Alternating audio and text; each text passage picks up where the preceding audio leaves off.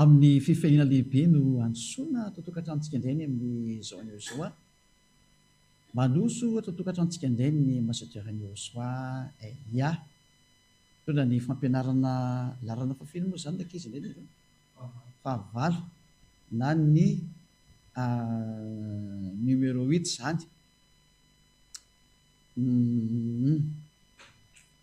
Falifalintsika tia mitondray ny fampianarana androany, somary lavalava koa ny fampianarana androany fa elaela tsika tsy niona tsy nifakety fa roa volana zany zay tsika tsy niona dia fampianarana aloha zany ny rahantsika indray ny misy ao inoko sady fefa samy falifaly totsika miaino an'izany teny zany ary ravoravo daholo anaraka ny fampianarana indray ny amin'ny zao izao.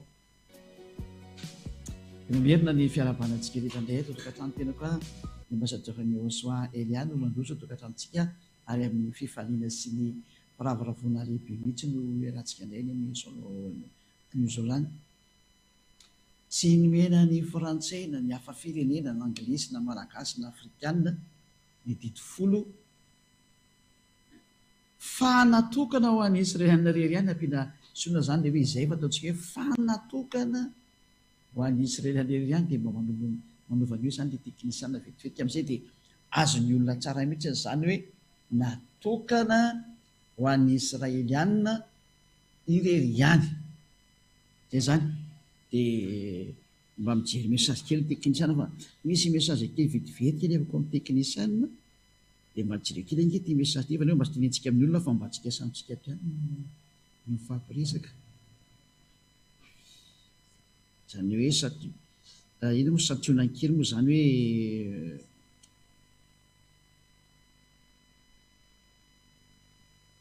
hoe inona zany toromarika zany dia toromarika mahafinaritra le izy, mahafinaritra be le izy ho antsika tokantrano dia hiditra avy hatratsika amin'ny ozy ny teny frantsay hoe le vif du sujet zany hoe trany ao amin'ilay tena le hoe antondresaka zany no resantsika avy hatrany. Inona le antondresaka? Ny dito folo sy ny lalàna mosety koa dia natokana ho an'ny zanak'esy rery ihany ary tena tsy misy ankoatran'izay ao re resantsika le izy ty zany dia fampianarana ho an'ny olona rehetra izay maniry no any amin'ny lanitra lanitra ny fanahy rehetrarehetra izay te hiverina ho any amin'ny lanitra lanitra dia falibe miaino an'izao fampianarana zao. Dia izay mihitsy ny anomezana azy antsika hoe ino tsara angely teny vakitsika ny boky ao amin'ny boky indra moa zany Exodosy toko fa efa namena tolo fa tena amafisina tsara amin'izay izy satria efa tsy haitsozy hafarany ty tantaranareo ty na ahoana ty niady efa tsy haitsozy fiafarany fa teny efa miomana ho amin'ny fandevasana bomba nucléaire daholo zao tontolo zao ary tena efa mifandraona tena efa tsy vita mifandraona efa efa mifandefa mihitsy iny mandefaka bombabomba tsy haintsony ny hafaran'le izy fa aloha eo avotana zay mbola azo avotana aminareo olombelona aloha sisa fa teny ny dada iavasy sosoa io tanteraka io dia tsy maintsy manavitra farapara ny Eliaho zay mbola te handeha ho azy tsy te handeha moa zany dia tsy olana zany fa defa tatazo ny vokatra ny mahazo anao zany. Exodosy 19:5 hoe tena ny Israeliana rery ihany no mihinana izy ity zany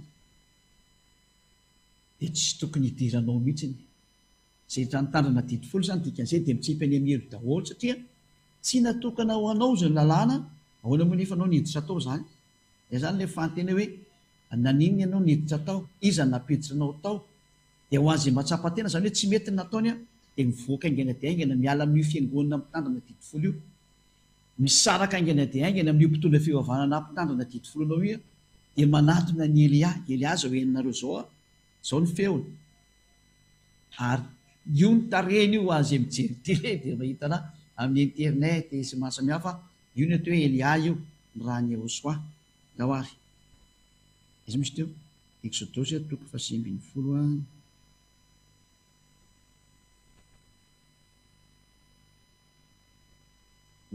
afakely izy ny zavatra fa no miseho ato ndasokely aloha fa tena zavatra fa no miseho ato. Exodosy toko 8:10 zay atsy aseho amin'izay ary Mose niakatra ho amin'Andriamanitra dia niantso azy avata ao an-tendrombohitra ka nanao hoe izao no lazainao amin'ny taranak'i Jakôba sy ambaranao amin'ny zanak'Israely. Mipetraka mihitsy izany teny eto fa natokana ho an'ny taranak'i Jakôba sy fanambarana omena ny zanak'Israely ity resaka mandito ity izany. Hoe tsy azonareo idirana ho an'ny hafa firenena. Ny atao hafa firenena dia ny anglisy, ny amerikanina, ny frantsay, ny malagasy, ny afrikanina, ny sinoa, ny japoney. Reny hafa firenena ny fiantsoana reny. Fa ny tena tompon'ilay teny araka ny voalaza eto dia ny zanak'Israely na reo Israelianareo na ny taranak'i Jakôba. Dia zareo Israelianina zany resana zany. Ianareo rehefa nahita izay nataoko tamin'ny Egyptianina sy izay nitondrako anareo tamin'ny ilatsy ny voromahery sy ny napakanesako anareo aty amiko, koa ankehitriny raha iain'ny feoko tokoa ianareo ka hitandrina ny fanekeko dia ho rakitra soa amin'ny ohatran'ny fiaina rehetra ianareo fa nytany rehetra. Etrany ny tenin'Andriamanitra dia milaza mihitsy ny hoe raha hitandrina ny fanekeko nareo, ilay asiana mitandrina azy nefa rehefa hitantsika fa ny zanak'Israely sy ny taranak'i Jakôba. Mazava be io. Dikan'izany izay malagasy na frantsay na anglisy na sy nitonatona niditra tao dia efa nandika lalàna ary efa mpanota izy ny dikan'izay. Mazava tsara io teny io. Dia jeontsika ina moa ilay fanekena. Izy io dia nikatra amin'ny Deutéronomia finy angambany izay. Deutéronomia angambany karoko ato fa manjary mitady ilay be eo tsika zany. Mampiasa baiboly indray raha vao ohatrany hoe fa ity fa elaela ty tsy nampiasaiko mihitsy ity angamba izy nalelo kely be anahy mihitsy hoe ahoana kosa ndre Elia dia tsy mba nampiasainao mihitsy dia le sokafantsika zany diozany ngako ny boky malahelo dia tsy haitsika aloha zany zay eritretin'ilay boky fa ao amin'ny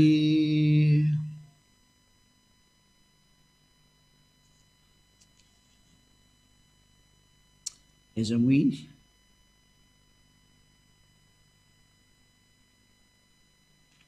tena mila karohana kely ndraiky koa za koa rehefa tsy matadidy an'tiako hoe dia efa ahoana moa zany izy teo le hoe enomenareo ny aiza tokoa iny aiza iny rova za koa ty fa ela be tsy nikitihana n'itony baiboly tony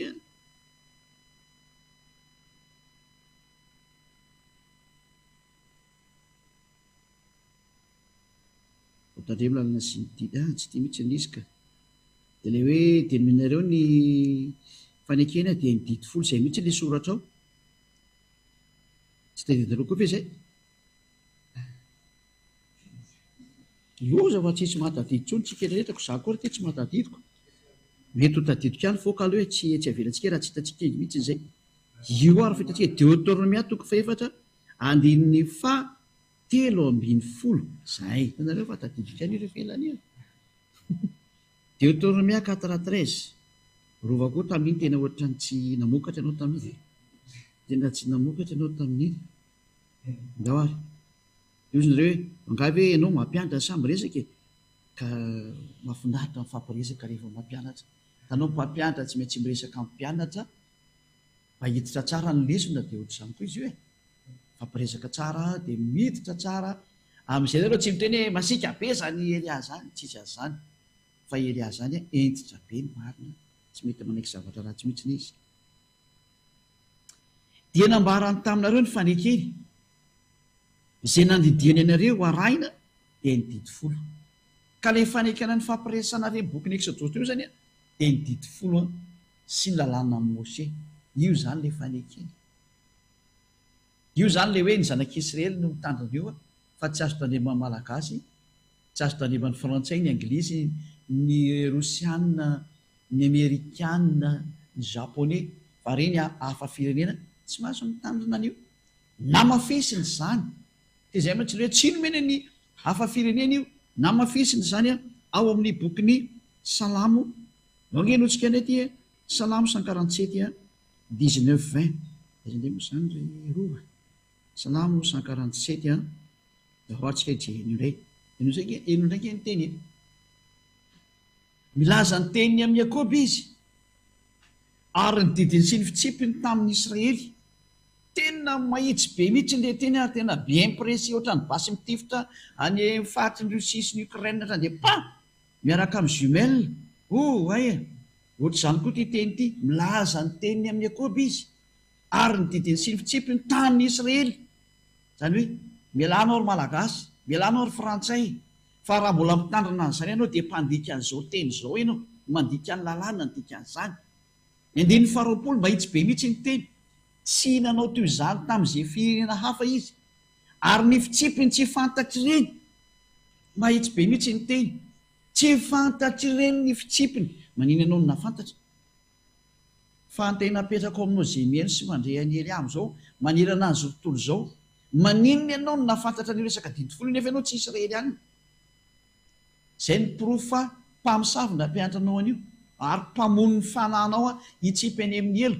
Devolona no oranao an'izany sary zany, zany hevitra zany avy any amin'ny devoly zany manoro-hevitra Elia hoe miala tany amin'izay andao anaraka ny Elia.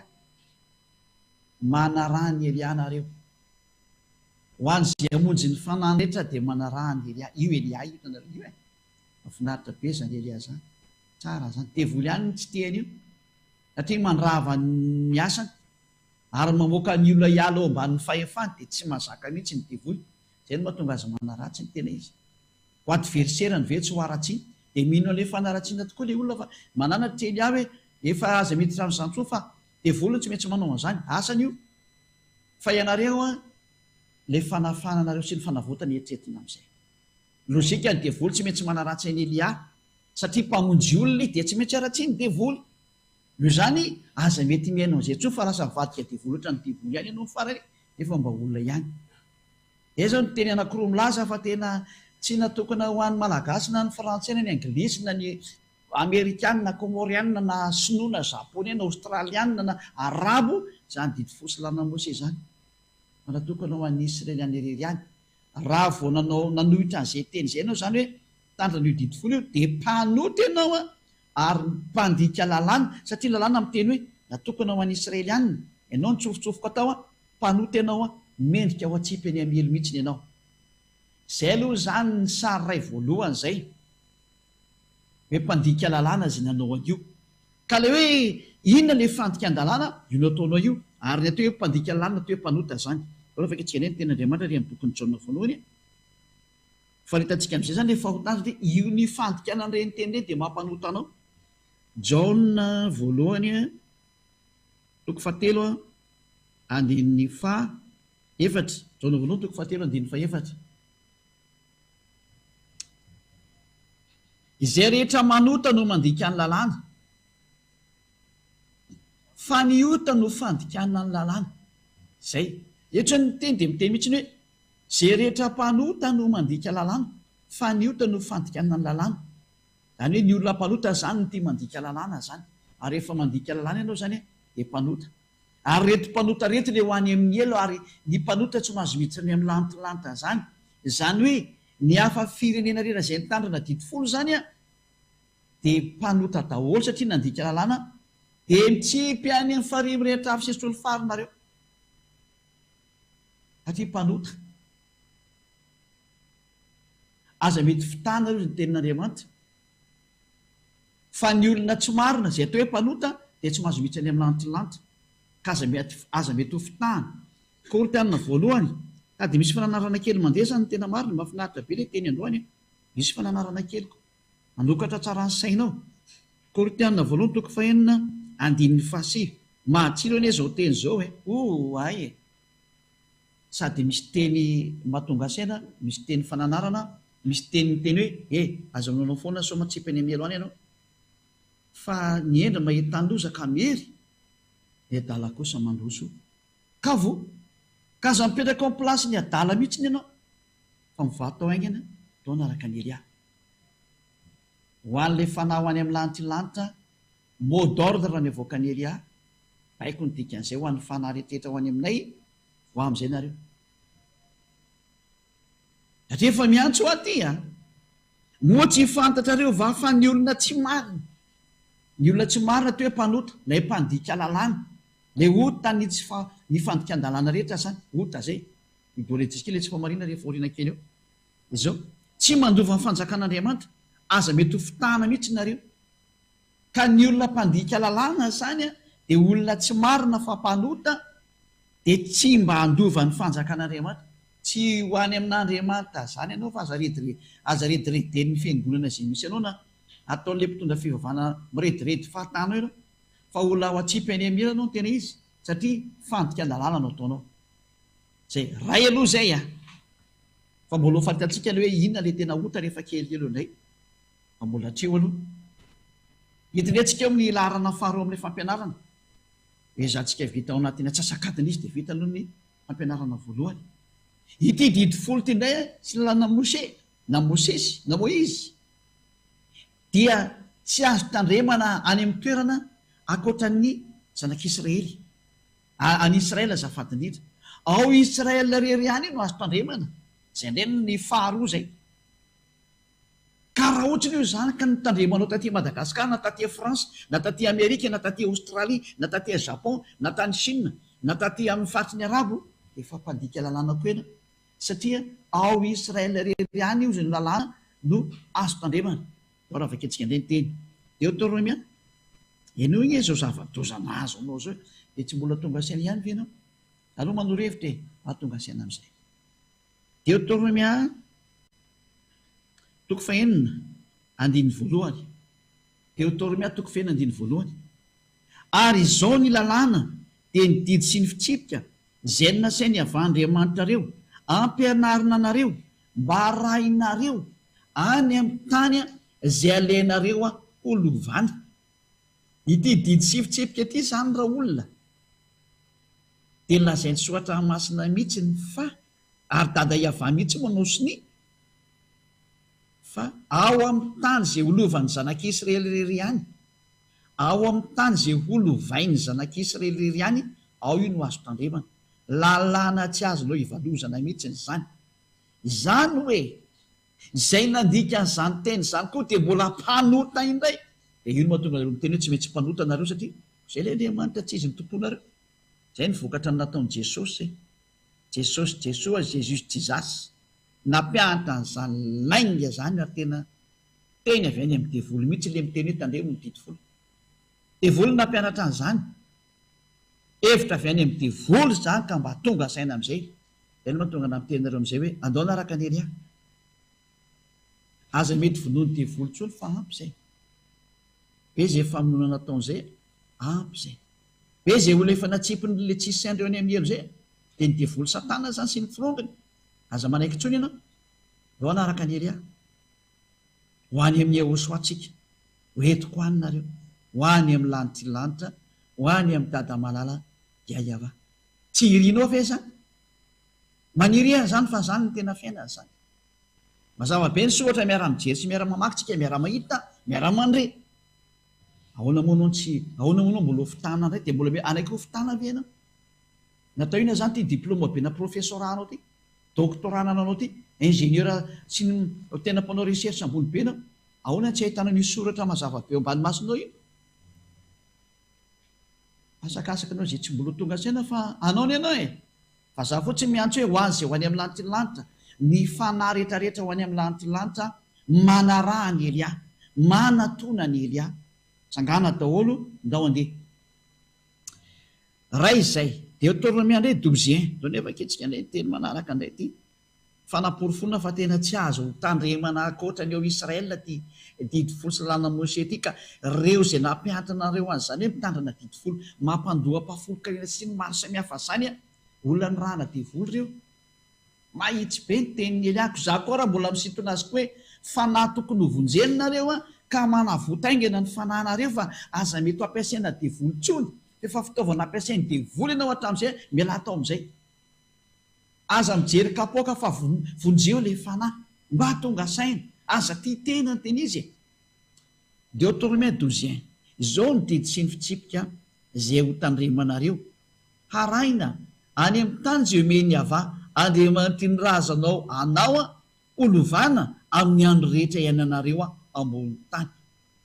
Tena ay. Ity izy ny didy sy fitsipika izay ho tandremanareo arahana any amin'ny tany izay omeny avà Andriamanitra ny razanao anao holovana amin'ny andro rehetra iainanareo ambony tany. Zany hoe amin'ny fotoana izay avy anao mazanak'isy eto ambony tany dia aza mitandrina io didy folo io fa ao Israela rery ihany iny azondreo tandremana. Tsy azondreo entina any France, tsy azo entina any Angleterre, tsy azo entina any Amerika, tsy azo entina any Chine, tsy azo entina any Japon, tsy azo entina any Australie, amin'ny faritry ny arabo tsy azo entina zany didy folo zany. Interdit ao Israel rery any io no azo tandremana. Mahitsy be ny teny io sady mivandravandra be ny soratra. Ama tsy mila solomaso kosa ny tena maro fa te fangeza koa izy io. Zay. Efa jerevo nataonao nandika ny zalalana zany nao firy taona. Lasa vadika mpanota ianao ary io nena tonga anao mpanota. Ianareo zay efa nitandrina didy folo rehetrarehetra nefa tenareo olombelona rehetrarehetra tsisy afaka mihitsy nareo nanoray azy. Dia tonga na miteny hoe manatona amin'izay ny Elias satria ilay mpitondra fivavahana zay miaraka aminao zay milaza fa mpitondra fivavahana nivoaka avy any tsy haiko zay neviny tany miara-panota daholo rehetra rehetra reo. Dia aza manaiky miaraka amin'ny mpanota ntsony fokizay. Fokizay. Ny fiangonana fiangonana ny mpanota, mpitondra fivavahana mpanota, ina ny mbola ipetrahanao. Jereo tsara ny zava-misy amin'izao fitsika miteny zao fa zava-dosany mitanga amin'ity planeta Terre an'ireo teny. Aza mandrimandry mananaretina nareo olombelona fa efa loza be mahatsiravina ny ety mandeha ny fahatanterahany tenin'ny Elia. Zay koa tsy faly hoe misy zahatra mipoaka etiko samy vo daholo fa le teny mandeha ny mahafinaritra hoe fa ody zahay. Dia tsy fantaleo roviny fa efa mandeha ny famantarana fa ody zahay. Ho avy ny famonjena ny olona ho any amin'ny Yehosoa fa tonga kosa ny fanapotehana reo eto amin'izao tontolo izao. Falifaly no any amin'ny lantilandraka tanteraka ny teny hitantsika eny ny toyny mandeha ho azy foana ny zava-drehetra araka ny nanambarana anazy araka ny nanambarana anazy dia tsy maintsy mandeha araka izany io. Zany teny rehetra nomeko antsika izany dia nambarany dada Iava amin'ny teny hoe aza nampiana dia aza ny esorana. Izany hoe tsy azonao hovaina mihitsy nyzany teny zany na kely aza. Tsy azonao transformena.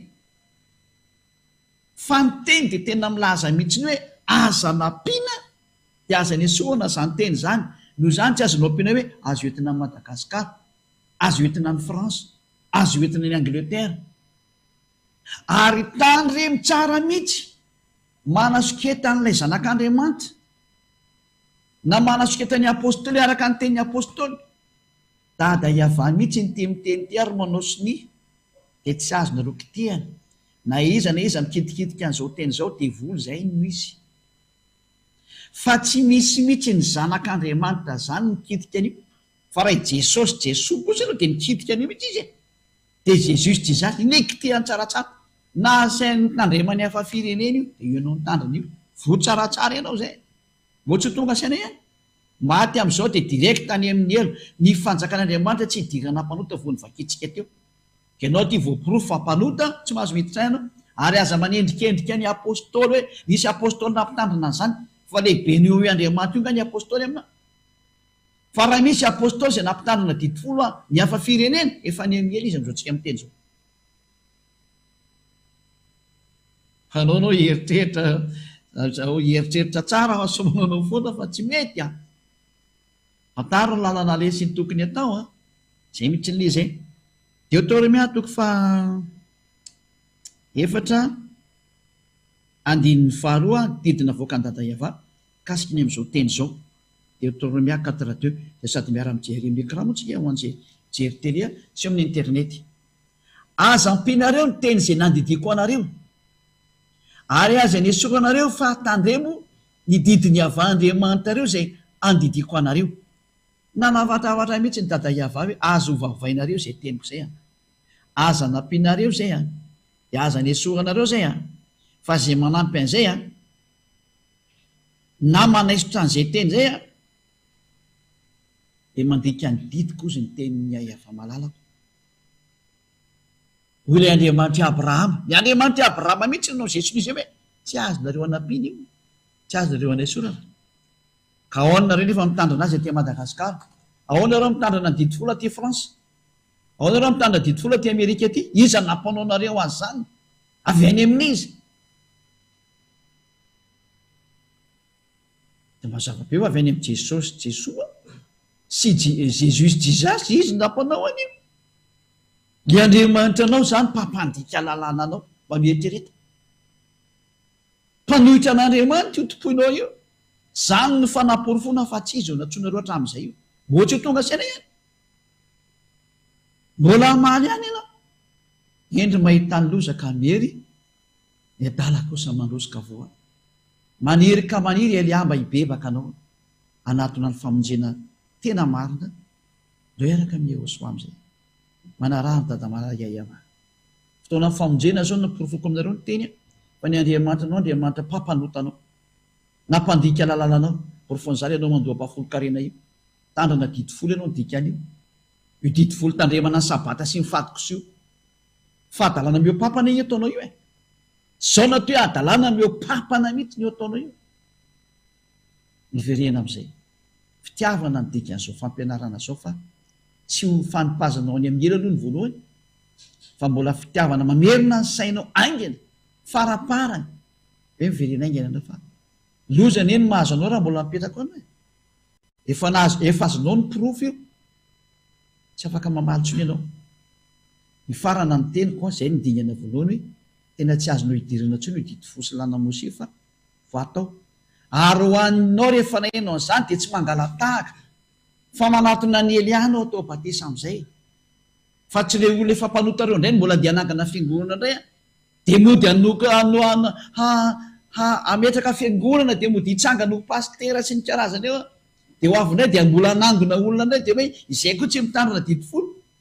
Zany ny fanao ny devoly, zany mandika lalàna tsy akijanona. Mandika lalàna tsy akijanona. Nefa ny saotra masina teny hoe tsy misy fisarahana ao aminareo. Ho azy resy lahatra n'izany fampianarana izany manatona ny Elia satria izany ny fampianarana nentin'ny Elia.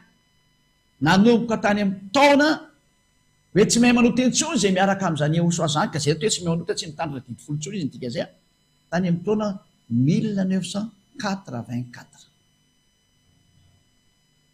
Zany ny fampianaran'ny Elia zany mahatonga dia olona tsy mahay manota intsony satria izay mihitsy ny fampianaran'ny Elia voalohany. Raha vanomboka ny aingany tondra n'izany teny izany ny atao hoe ambassadeur Jehovah Yehosoa izay nosorapotaka moa tamin'izany hoe pastera Sandoka tamin'izany dia zao. Tsisy olona mahay manota mihitsy rehefa tafaraka taminy. Tsy nety nitandrina didifolo ny dikan'izay. Tsy mety mitandrina didifolo. Zany ny fampianarana marina zany. Ka rehefa ianao zao fampianarana zao aza mangalatahaka fa manatona ny Elia. Andao iaraka amin'ny Elia ho any amin'ny lanitry izay tevonjena.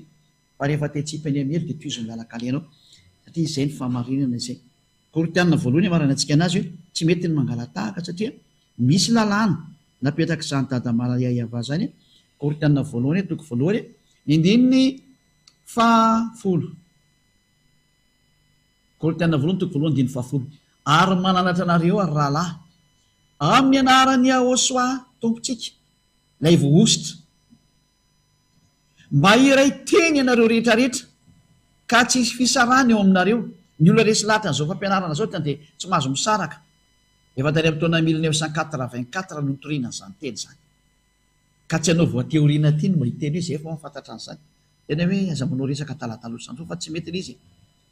Dia tsy misy fisarahana eo aminareo fa mba ho tafakambana tsara ianareo mboka tafakambana tsara ianareo iraisaina sevitra. Zay ngambany izay no ny fanazavana ny teny dia mirary izy soa antsika rehetra samy tenao soany amin'izay fampianarana voalohany izay. Dia mba tonga saina hoe tsy misy mahazo misaraka ny eo amin'ny Yehosoa mazava be mihitsy. Rehefa resy lahatra ianao fa tena tsy azo atao tsony mitandrina didifolo dia tsy mahazo misaraka amin'ny Elia tsony ianao dikan'izay.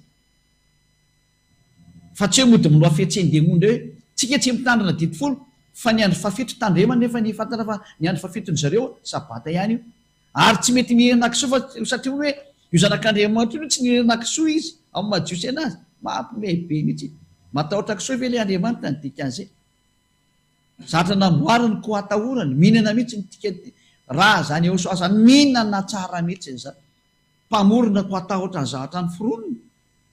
Mampimehy be raha izany tsara zany. Fa zany hoe hitantsika fa raha io didifolo io tena marina ary tena tsisy tokony hipetrahana ao anatin'io rafitra intsony fa tena rava io. Zay ny lesona faharoa idirantsika zany zao hoe tena rava ve ny didifolo zay ny lesona faharoa indray zany zao fa lesona fahasivy moa zany zay. Raha tsika rivavaka aloha marana ny teny ho an'ny Dada Maria va ny voninahitra mandrakizay. Saora Dada Maria Iavao,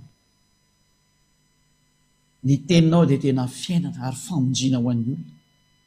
Mamerina ny olona tena hitodika ho any aminao, mba tsy ho very, mba tsy ho potika na ho simba, fa ho tafatodika ho any aminao ny olona, ho any amin'ilay fiainana mandrakizay izay fa nomaninao an'izay olona anaraka an'izao famarinana zao, izay nomenao sy nampitondrainao any Ahosoa, ilay zanakao malalanao ilay tsy fonao indrindra, kanefa ny foinao indray rehefa ny sisika monjy an'ilay fanahy mo tafaferina ny aminao. Dada malalaka Iavao, vonjeo ny olona, vonjeo ilay fanahy izay tokony vonjena aingana ho averina sy ho ampidirina ho any aminao. Vonjeo ny fanahy Dada malalaka Iavao, avoty ny olona hitodika ho any aminao. Voninahitra anao mandrakizay. Toka fa tena mihaino ahy ianao Dada Maria Iavao, mihaino ahy ianao Ahosoa, amin'ny famerenana ny olona ho tonga soa amin'izao fanjakana masina izao, amin'ny fiarahany amin'ny Elia, ho any amin'ny lantilanitra ho any aminao izay rehetrarehetra. Amin'ny anaranao Ahosoa anaovana ny vavaka rehetrarehetra izany, saotra indrindra azoko malala. Haleluia, amen. Izay indray ny fampianarana izay niarantsika teo.